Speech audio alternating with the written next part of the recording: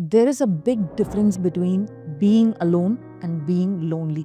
Because being alone is just a situation, like no one is around you. And sometimes it's even peaceful. You get time for yourself to read, rest, and recharge. But loneliness, that's different. It's not about who's around you, it's about who's connected to you. You can be married, surrounded by people, even lying next to someone and still feel completely lonely. And that's the kind of loneliness that hurts more. If you have ever felt this way, let's understand why we feel lonely in relationships and what you can do to heal it. Hi, I'm Gayatri Arvind, founder of Abhasa Rehab and Wellness. We offer residential rehabilitation for people struggling with addiction, mental health disorders, eating disorders, and chronic conditions. Over the past 6 years, we have helped over thousands of people reclaim their lives through personalized care. Through this channel, we share practical wisdom to empower your mental health. Most people today are living in functional loneliness in their relationships. You wake up next to each other, you share the same house, the same bed, but somewhere the connection became really mechanical. You still talk, but it's only about practical things and checklists like groceries, bills, school fees, kids and work. See, every relationship might go through this phase. One partner will feel completely unseen and they'll be longing for warmth, effort, care, and even touch. Now, the other partner is not the villain here. They are also stuck in the same loop, telling themselves, at least we are managing to be together.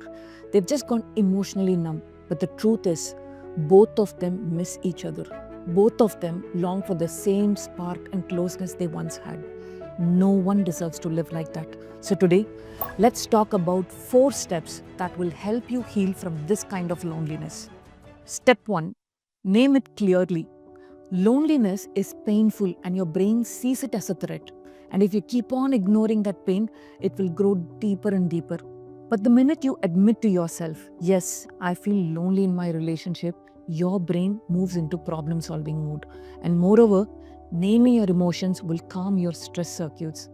This awareness will clearly show your brain that this is the problem. Once you know the problem clearly, it's easy to open the door for change. Step 2. Communicate with compassion.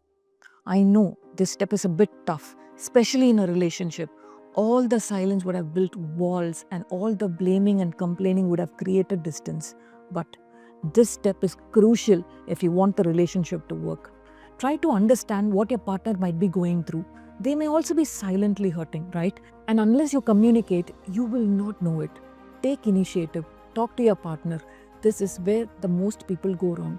They'll go on full attack mode. They'll just go and say, you will never listen to me. But instead of saying what they are not doing, express what you are feeling. Like, I feel unseen when we don't talk. Can you hear the difference?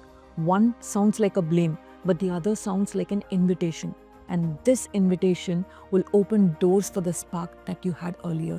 The truth is, your partner may not even realize what you're going through until you share it this way. Step 3. Anchor yourself.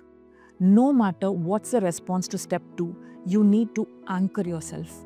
In case, if your entire worth depends only on your partner's attention, the pain of loneliness will multiply tenfold. That's why self-connection is so important.